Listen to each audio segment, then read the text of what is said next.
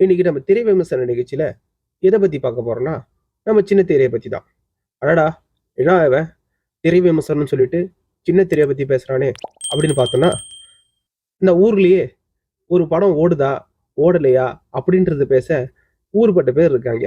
ஆனா, இந்த ஊர்ல பல நூறு நாட்களா ஓடின்னு இருக்க இந்த சீரியலை பத்தி ஏன் யாரும் பேசல அப்படின்னு யோசிக்கும்போது தான் இந்த வீணா போன கிரியேட்டர் இந்த வீடியோவை ரெடி பண்ணியிருக்காரு.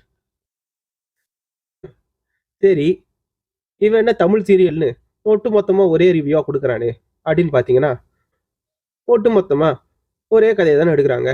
அப்புறம் நாம மட்டும் ஏன் தனித்தனியா அதை எடுக்கணும் அப்படின்ட்டு ஒட்டுமொத்த கதைக்கும் ஒரே ரிவ்யூ அப்படின்னு இந்த வீடியோவை எடுத்துட்டோம்.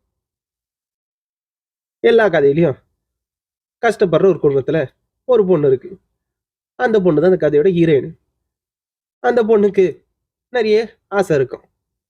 நான் டாக்டர் ஆவேன், நான் கலெக்டர் ஆவேன், நான் இன்ஜினியர் ஆவேன், நான் மெக்கானிக் ஆவேன் அப்படின்னு.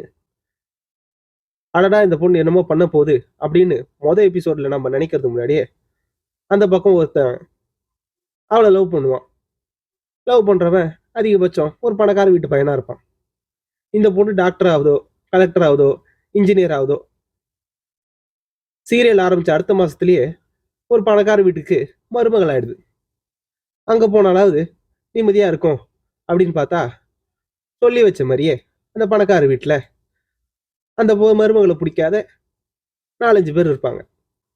இவங்க சாதா குடும்ப பொண்ணுங்களா அப்படின்னு பார்த்தா, இவங்க ரகுவர்ன பிரகாஷ் ராஜை விட பெரிய வில்லனுங்களா இருப்பாங்க. அவங்க போன்லயே கடத்துறதுக்கு ஆள் வச்சிருப்பாங்க, பாம்பு வைக்கிறதுக்கு ஆள் வச்சிருப்பாங்க, கொலை பண்றதுக்கு ஆள் வச்சிருப்பாங்க. என்னடா இது குடும்ப பொண்ணுங்க அப்படின்னு பார்த்தா, அவங்க அந்த மாதிரி ஏதோ ஒரு வாழ்க்கையை அழிச்சுட்டு தான் அந்த குடும்பத்துக்கு ஒரு மருமகளாவோ இல்ல ஒரு மாமியாராவோ வந்திருப்பாங்க அப்படின்னு சொல்லுவாங்க. இவ்வளவு பண்றவங்க அந்த ஹீரோயின் கிட்ட எப்பவுமே தோத்து போயிட்டே இருப்பாங்க. ஆனா அவங்க முயற்சி கைவிடவே மாட்டாங்க. இன்னும் சொல்ல போனா, இன்னும் சில கதையில கல்யாண பேச்சு ஆரம்பிச்சுல இருந்து அந்த 2 பேரும் சேர்ந்து, அந்த வில்லிங்க 2 பேர் சேர்ந்து அவ கல்யாணத்தை நான் தடுக்கிறேன் அப்படின்னுவாங்க. தடுக்க மாட்டாங்க. அப்புறம் அந்த பொண்ணோட சாந்தி முகூர்த்தத்தை தடுக்கிறேன் அப்படின்னுவாங்க. அதுவும் முடியாது. அந்த புள்ளைய குழந்தை பெக்க விடாம பண்றேன் அப்படின்னுவாங்க. அதுவும் முடியாது. அந்த புள்ளைய ஸ்கூலுக்கு அனுப்ப விடாம பண்றேன் அப்படின்னுவாங்க. அதுவும் முடியாது. இவங்க கூடி கூடி கூடி அந்த ஹீரோயின் அசிங்கப்படுறதே ஒரு பொழப்பா வச்சிருந்தாலும், நம்மளுக்கு ஹீரோயினை விட இந்த வில்லிங்களை ரொம்ப பிடிச்சிருக்கும். ஏன்னா இந்த ஹீரோவும் ஹீரோயினும் சேர்ந்து ஏதாவது நாட்டுக்கு நல்லது பொழப்பு தடுப்ப பார்ப்பாங்கன்னு பார்த்தா, முன்ன இருந்த சீரியல்லாம் கையை தொட்டு கூட பேச மாட்டாங்க. இப்ப என்னடான்னா, புருஷனும் பொண்டாட்டியும் சேர்ந்து அந்நுண்ணியமா இருக்கணுன்றதுக்காக கேவலமா கிரிஞ்சா வசனம் பேசி அதுக்கப்புறம் கொஞ்சிக்கிட்டு, ஆரம்ப காலகட்டத்துல இந்த ஹீரோயின் ரொம்ப கஷ்டப்பட்டு ஒரு இடத்துக்கு வந்திருக்கும். அங்கிருந்து கல்யாணம் ஆகி ராக்கெட் வேகத்துல பெரிய ஆளாயிடும். அங்க கூட இவங்க அந்த குடும்ப பாரம்பரியத்தை விட்டு கொடுக்காம நிறைய பிரின்சிபல்ஸோடயே இருப்பாங்க. இவ்வளவு பிரின்சிபல்ஸோட இருக்க இவங்க சில ஃபோர்ஜரி வேலையெல்லாம் பண்ணுவாங்க. அந்த ஃபோர்ஜரி வேலையெல்லாம் அந்த சீரியலோட ஹீரோயின் பண்ணா அதை தப்பு பண்ணுவாங்க. அதையே இவங்க பண்ணிட்டு அதை தந்துரும் அப்படின்னு சொல்லி அவங்க மழுப்புவாங்க. சரி, சீரியல் எதை நோக்கி தான் போகுதுன்னு கேட்டா, எல்லா சீரியலும் ஒரே மாதிரி தான். புருஷன் பொண்டாட்டி சேர விடாம தடுக்கிற ஒரு 2 வில்லருங்க. அதுக்கப்புறம் குழந்தை பெற்றுக்க முடியாதவங்க என்ன பண்ணுவாங்க, வாடத்தாய் வைப்பாங்க. அதுக்கப்புறம் என்ன, இன்னொருத்தவன் புருஷன் மேல ஒரு பொண்டாட்டி ஆசைப்படுவான், இன்னொருத்தவன் பொண்டாட்டி மேல ஒரு புருஷன் ஆசைப்படுவான். ஏதாவது ஒரு கொலையை மறைப்பாங்க. அதுக்கப்புறம் யாரையா சாவடிச்சிட்டு பழியை இன்னொருத்தங்க மேல போடுவாங்க.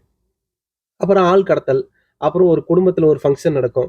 கல்யாணமோ காது குத்தோ ஏதோ நடக்கும். அதை தடுக்கிறதுக்கு ஒரு கும்பல் கிளம்பும். அப்புறம் அந்த சீரியல்ல அப்பப்போ இங்கேயும் அங்கேயும் மலைச்சாரல் போல ஆள் கடத்தல், அடிதடி, வெட்டுக்குத்து, கொலை, அவமானங்கள், அசிங்கங்கள், சில்லற பிரச்சனைகள், கோயில் நகர்ந்துடுறது, அந்த மாதிரி இங்க எங்கேயும் ஸ்பிரிங்கிள் பண்ணி அது பாட்டு போயிட்டு இருக்கும். சரி, கதை எதை நோக்கி தான் போகுது அப்படின்னு யோசிச்சா, இத்தனை வருஷமா ஒரு 4-5 வருஷமா சந்தோஷமா வாழ்ந்துருந்த அந்த வில்லிகள் அவங்க ஒண்ணு செத்துருவாங்க. அப்படி சாவல அப்படின்னா திருந்துவாங்க. திருந்துறதுக்கு கூடயே ஒருத்தன் நல்ல கையா வச்சிருப்பாங்க. அந்த அல்ல கை மேல பழிய போட்டு இவங்க நல்ல கையா மாறி சீரியலுக்கு சுபம் போட்டு முடிச்சிருவாங்க.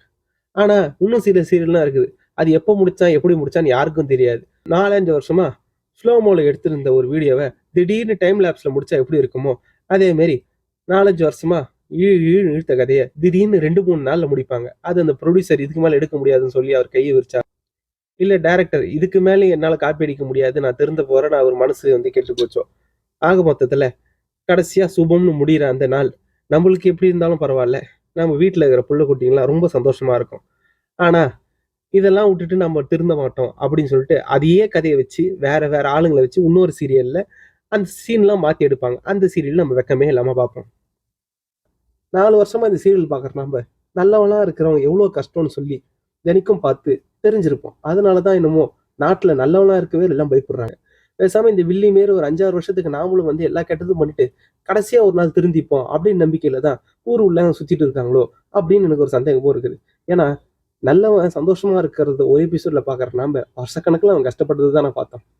ஒருவேளை உங்களுக்கு ஏதாவது ஒரு கருத்து இருந்தது அப்படின்னா கமெண்ட்ல கொஞ்சம் பதிவு பண்ணுங்க. நன்றி, வணக்கம்.